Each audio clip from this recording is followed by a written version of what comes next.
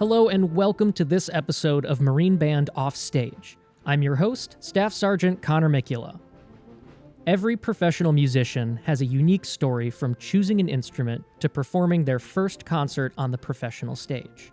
For this episode, I sat down with two members of the Marine Band to hear their stories.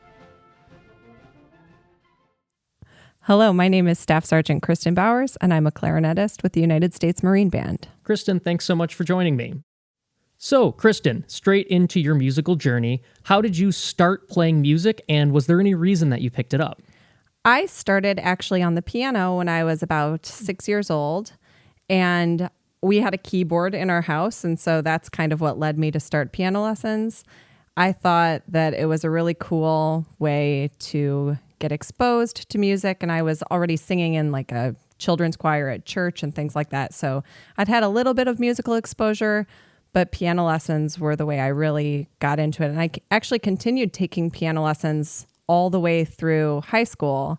So I was simultaneously doing clarinet and piano for quite a lot of years. Wow. I mean, I started out on piano as well when I was 5, but I quickly gave that up once I started the saxophone in high school. So you actually stuck with it.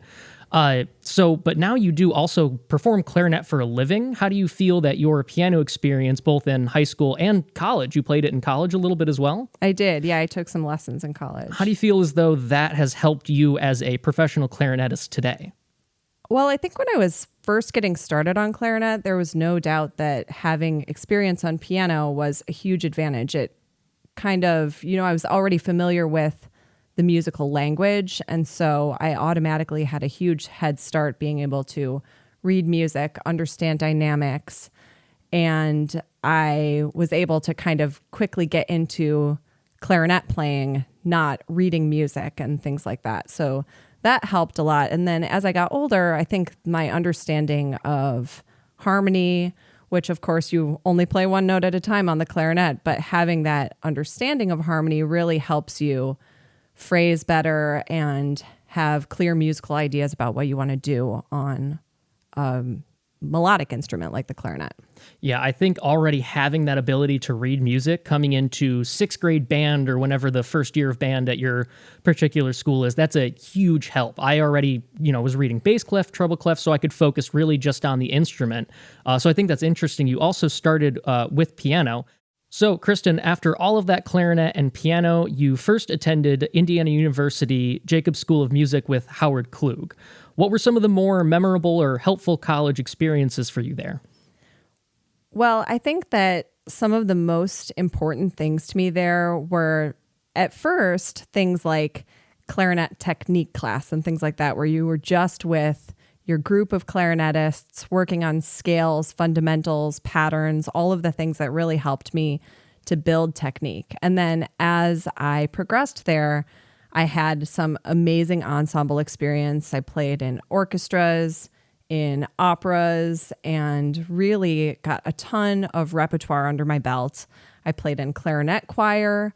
And in a lot of these instances, I was kind of thrown into the fire playing auxiliary clarinets for the first time. I think when I think back about it, the first piece I ever played on E-flat clarinet, which was really my first time picking up an E-flat clarinet, was Till Eulenspiegel. And at the time, I didn't know to be terrified of playing Till Eulenspiegel on the E-flat clarinet, so I just did it. And in a similar sense, I played a lot of bass clarinet. Some of the first pieces I played on bass clarinet were Mahler 6, Sorcerer's Apprentice, Daphnis and Chloe, like the big pieces for bass clarinet. And at the same time, I just picked it up and had no choice but to do it. So being thrown in those instances to do something really challenging was amazing experience that I'm really grateful for. I often look over in the band and see the clarinetists, the auxiliary clarinetists for that concert, just sitting in a giant pile of clarinets. Like they have all of the sizes ranging big to small. And I don't so much remember that in high school. Is that something that really you only dealt with right when you got to college?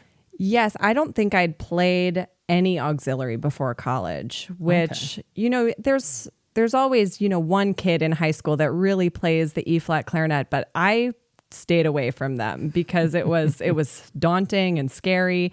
But in college, I didn't have any choice. I was assigned, you're playing E-flat clarinet, you're playing bass clarinet. And it was a great experience that I feel like all students should take advantage of at that time because it really pushes your limits and expands the capacity of what you can do on the instrument.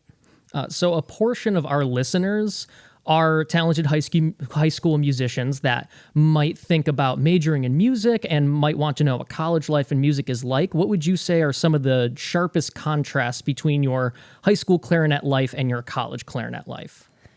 That's a great question because I think as a high school student, I was very busy. I was very involved in all things music, all parts of the fine arts and outside of the music building as well. And of course, you have tons of academics that you're working on. So I feel like I was putting in a decent amount of practice time as a high school student, but it's never enough. You just don't have enough time at that time. So when I got into college, I was really just spending time in the practice room, spending time with my colleagues in school, playing duets, just really playing as much as I could because everyone always says this and you don't realize it's true until later, but you don't ever have enough time to practice as you do when you're in college. You have to really take advantage of that precious time where it's your job to be practicing. Right. And so speaking of practicing, after your schoolwork during the year, did you fill your summers with any sort of musical activities or did you just sort of relax and put the clarinet down for the whole summer? I definitely spent a lot of time practicing. And of course, some of my best summer experiences were going to some really awesome music festivals. I spent 2 summers at the Brevard Music Festival, and that's really where I played so much bass clarinet, which was really, really helpful for me. I spent an amazing summer playing clarinet and hiking in Breckenridge, Colorado with the National Repertory Orchestra. And then one of my coolest festival experiences was actually at the Texas Music Festival. I went there kind of because it was not the whole summer long and I wanted to make money too. So I went to this 1-month music festival. And then I happened to win the concerto competition there, which came with an offer for a solo performance with an academic orchestra in Leipzig, Germany at the Gewandhaus. Wow. So that was just an incredible experience that just kind of, materialized from hard work and dedication and putting myself out there at these festivals. It was really, really cool. Yeah, it sounds like you had a lot of success sort of investing into the clarinet and these musical festivals in the summer. And so that's a great thing for college students and high school students to do is seek out these musical experiences, not just during the academic year. But after that, you attended Northwestern University for your master's. And what did you do after you finished your degree over in Evanston? After I finished my degree in Evanston, I actually spent the next 2 years living in Chicago, which I'm from the Chicago area, so it was nice to be living in the city and being close to home. I spent a whole lot of hours teaching clarinet lessons. And then when I wasn't teaching clarinet lessons, I did some awesome chamber music with an ensemble called the Chicago Clarinet Ensemble, which was really fun. It was a great way to meet a lot of other clarinet professionals in the Chicago area. And then one of the coolest things I did on the side was that I got together with friends through a group called the Classical Revolution Chicago, which was a group where we would get together, read through some chamber music, and then play it in bars in the city, which was pretty cool because if you can imagine it, I've been in a bar where you hear somebody drinking a beer and shouting out, "Yeah, Beethoven," which, is like something that I am never going to forget hearing, and I hope I hear someday again. That sounds like quite the hang. Definitely. Well, I really like this part of your story, Kristen, because so many music students feel as though they have to go intense degree to intense degree to intense degree to a full-time job, and then that's how it has to be. But you stayed in Chicago to be a musician after your master's. You were teaching, you were playing in chamber music, you were taking auditions, and that's really a lot of the life of a musician. So I think that's really cool. And it sounds like your time in Chicago sort of helped you turn into the musician that you are today. Definitely. I thought about going right on to another degree, doing a DMA after my master's degree, but it was really nice to take a break from school, take time to really practice and assess what I wanted to do next. And this is where I really spent a lot of time taking every audition that came up. And I had the flexibility in my schedule to really work and practice and travel the country taking any audition that I could do. So you mentioned auditions. How many did you take? I've never been an audition counter, but I do know that it was a lot. And if I had to guess, I would say probably somewhere around 24 or 25. Wow, that's some dedication. And I think that just goes to show, here you are now in the Marine Band. I don't know if everyone knows just how much losing goes into being a successful musician such as yourself. What did you learn from all of that, especially now being in the position of success that you are today? You definitely learn resilience as a musician by taking auditions. You know, auditions are a funny thing. Some go your way, some don't. You have good days and bad days. And there's something to be really learned from advancing in one audition, and then you can come back the next audition and not pass the first round. And yet you still have to pick yourself up and get back out there and do it again. And one kind of really cool moment where I learned this is that when I won my first professional audition with the United States Air Force Band, I was actually about as close as you can get to winning a job, but not winning a job with the United States Marine Band. So I went through 2 grueling audition days with the Marine Band only to be one of 3 finalists and not get the job. And yet I still picked myself up and the next day went straight out to another audition and happened to win that one. So it's really something to be said for just taking them as they come and moving on from when it doesn't go your way. Well, if there's anything we all know about you here in the Marine Band, Kristen, it's the dedication, optimism, and positive attitude, as well as absolutely stunning clarinet playing. So moving on to the Air Force Band, you were actually in a different military band before you joined the Marine Band. So I think that's a pretty unique thing about you. It's a little unique in your experience. Certainly we have other members that have sort of the same trajectory, but do you feel as though there were any memorable experiences that helped you today in the Air Force Band before you came to the Marine Band? Absolutely. I spent 6 years in the Air Force Band, and one of the coolest, most memorable things about my Air Force career happened actually even before I joined the band. So when you enlist in the Air Force Band, you do have to go through basic military training. So that was a major hurdle that I was very nervous about. And of course, everybody tells you when you're getting ready for basic training, don't tell anyone that you're going to be in the band.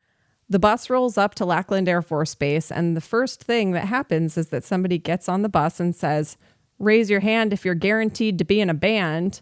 And so obviously you have to raise your hand, but the thing that this did was place me and anyone else who had any musical experience into the basic training drum and bugle corps.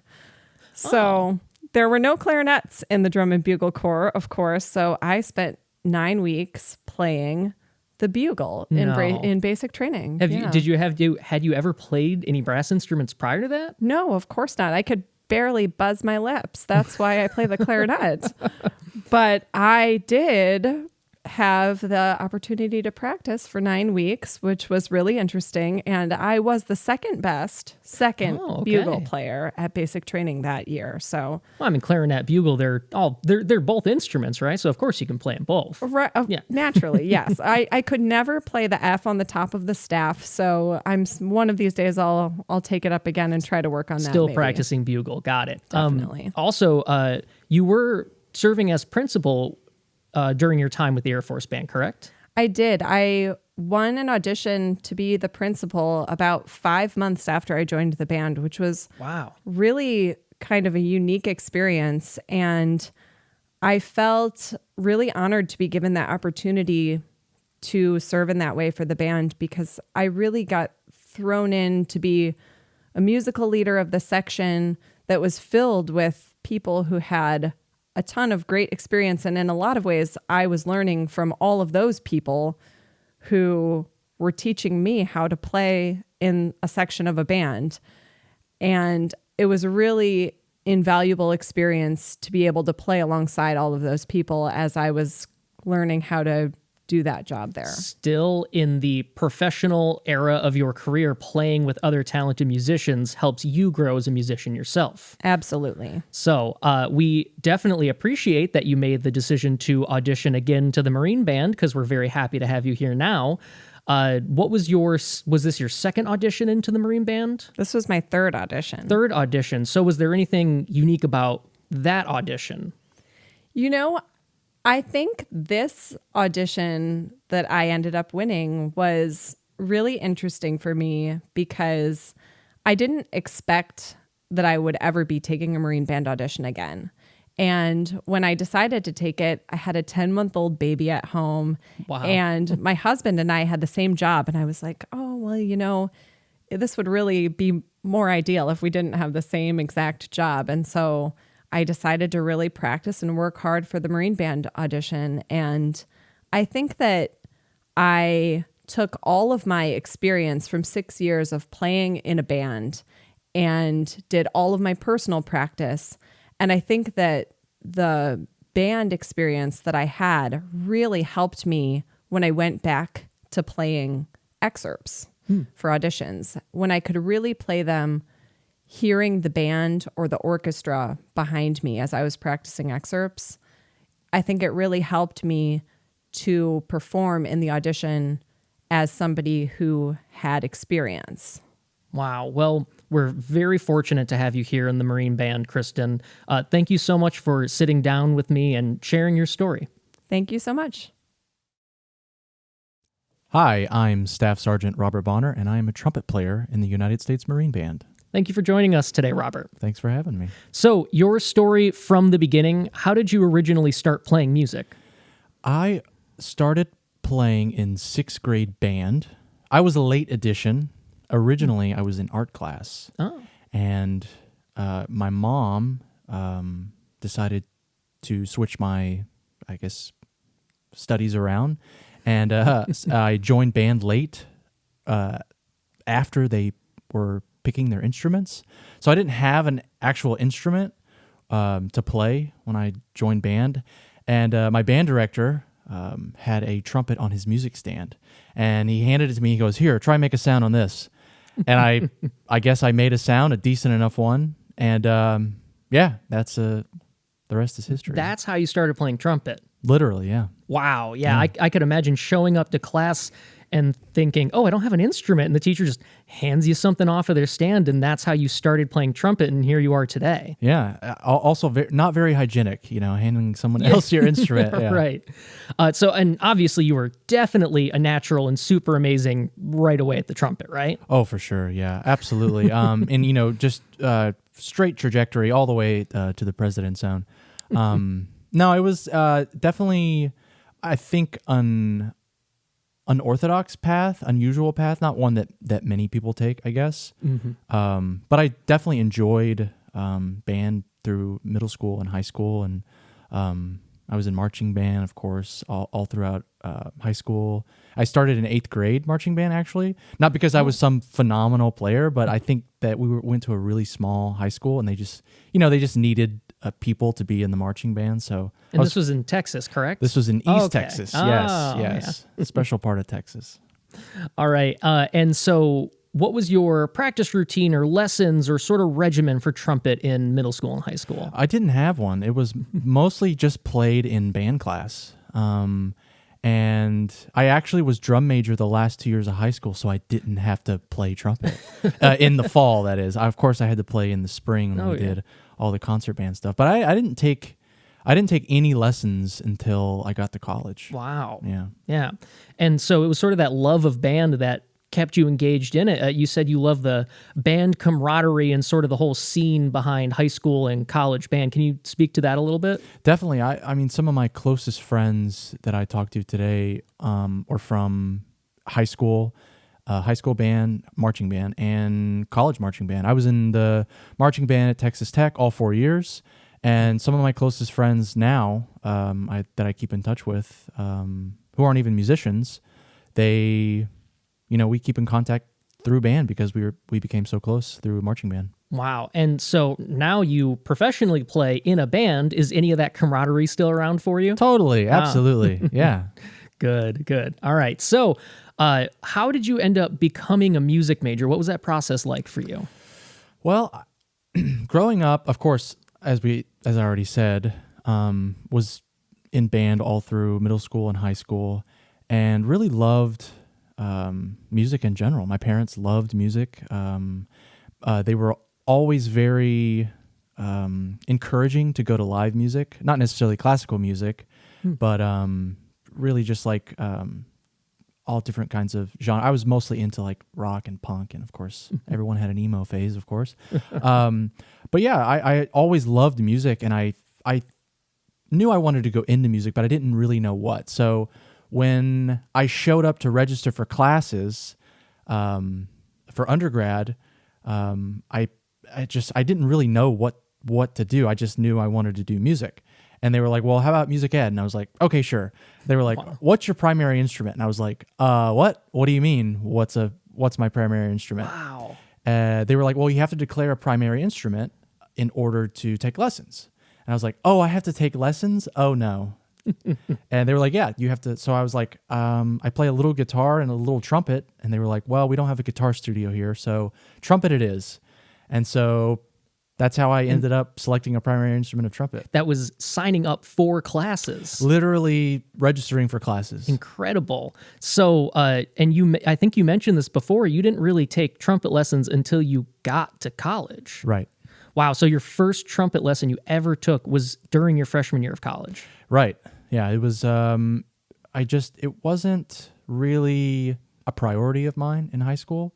Unfortunately, and I kind of kicked myself for not doing that, but, I didn't start taking, and luckily I once I started taking lessons, I of course saw the improvement that I was making, and I really enjoyed just practicing. I kind of got a late in life love for practicing and stuff like that. And, really enjoyed it. So I think the timing was still good. Right. So then what was your undergrad experience like through the 4 years you were there?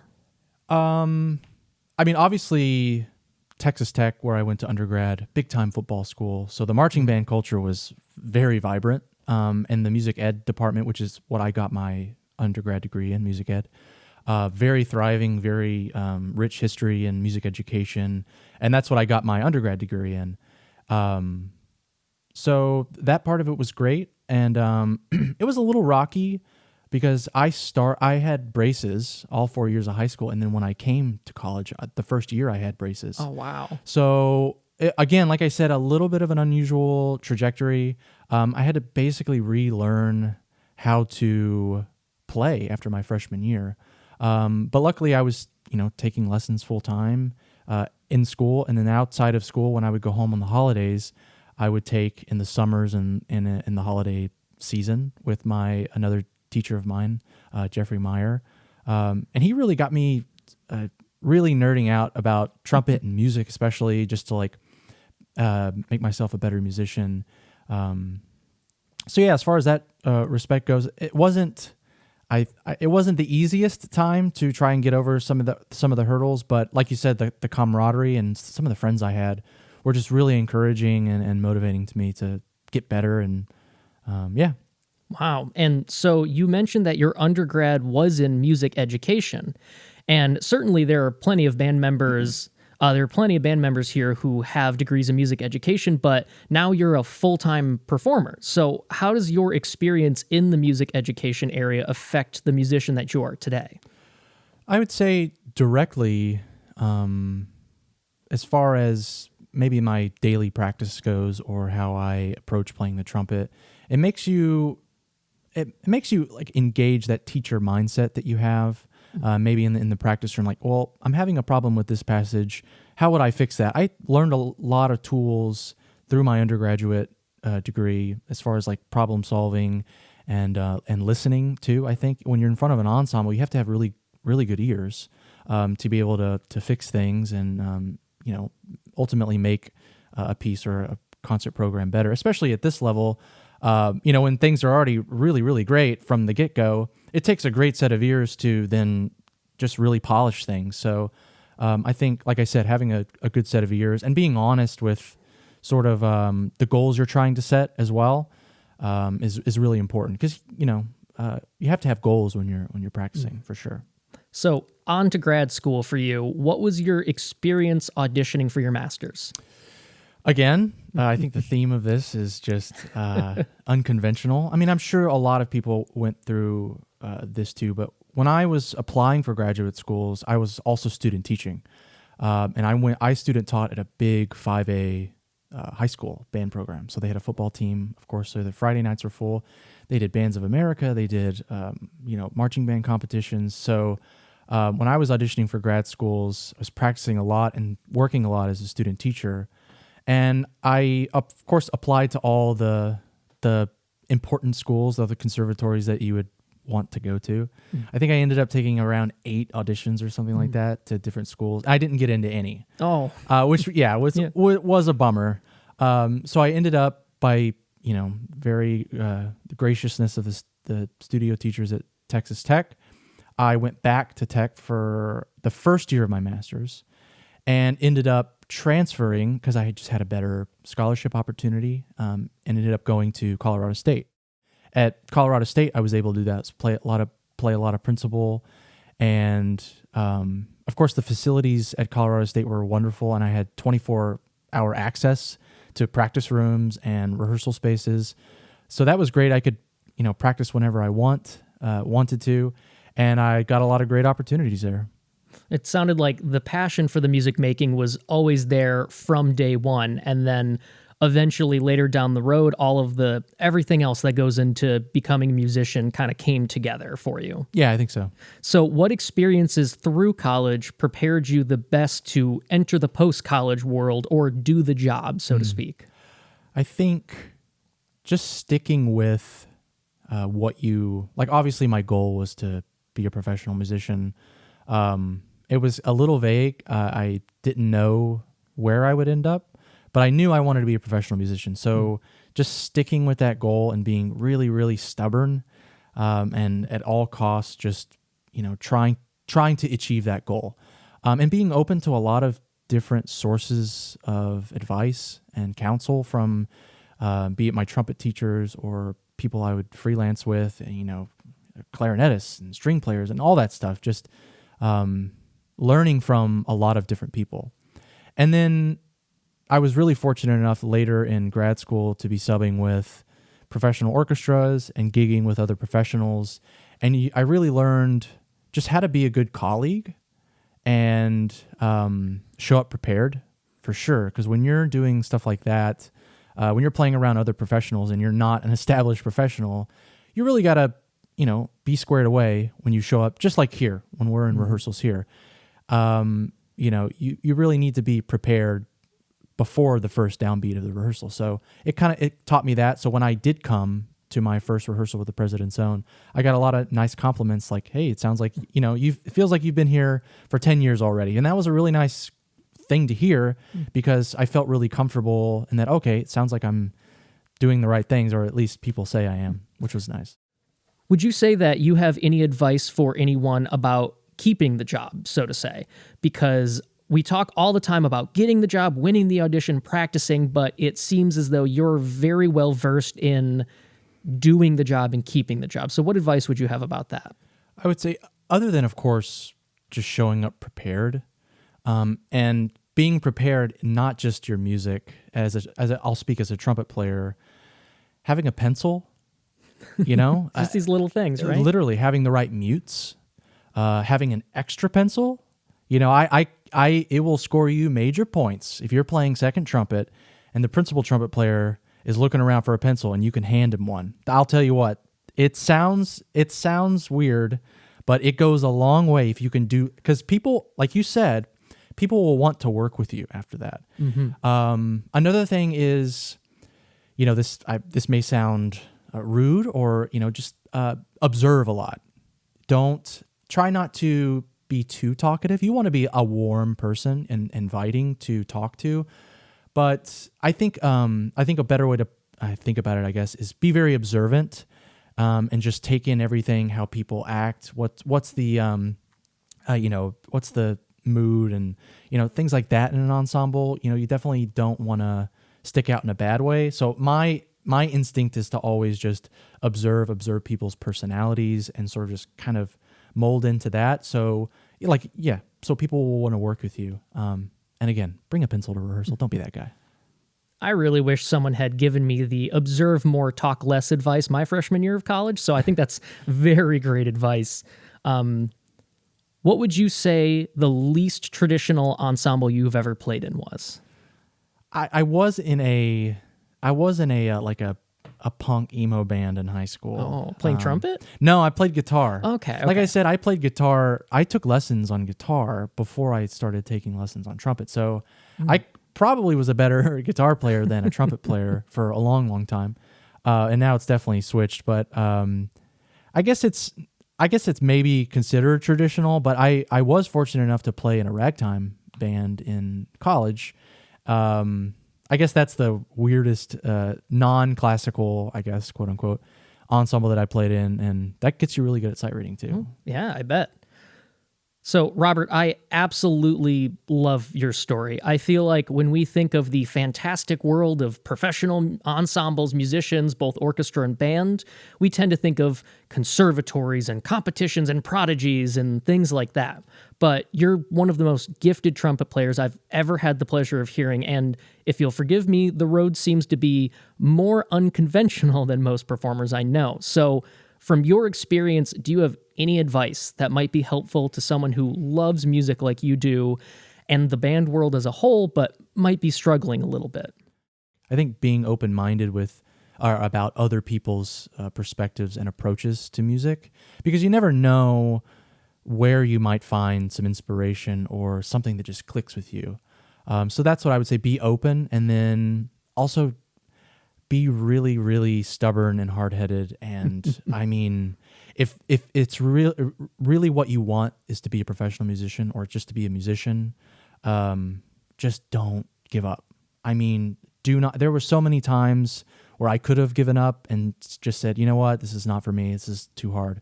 But maybe against advice of others, I just was like, nope, this is what I want to do. And I'm going to just keep pursuing it because I knew it was just time. If it was just time, okay, I can do that. I could just keep putting in the time. So that's what I would say. Thank you so much for joining me today, Robert. Thanks for having me.